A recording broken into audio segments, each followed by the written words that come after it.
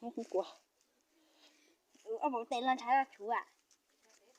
Nà nó nữa.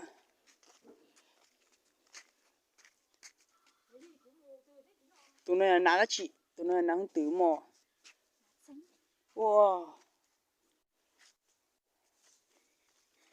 Nà nó nữa. Chọn nhẹ nhẹ nhẹ cho giáp lại cho bạn. Nên phụ bảo nà nà.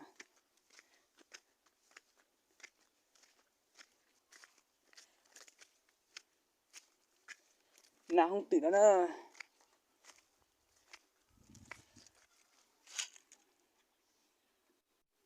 Oh. Lo liếp plong sư.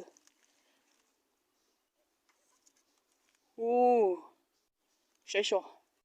Ý tụt gì nà nữa.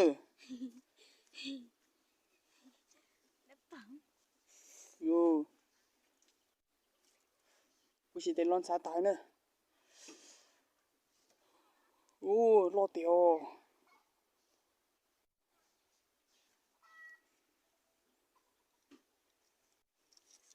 Nàn mà. Là.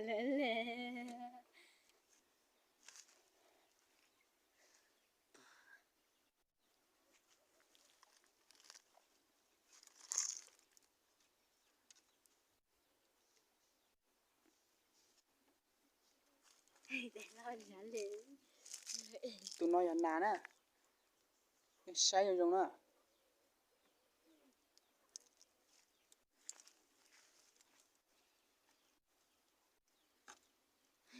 Lá quá. Wow. Nên sai nó nên bỏ thì ná chị. Ná không tử mò.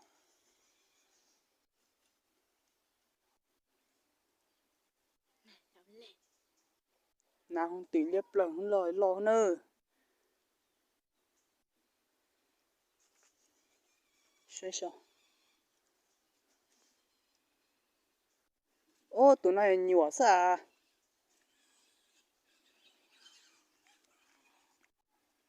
Tụi này nhiều ná hả? Có từ chứ là đúng à?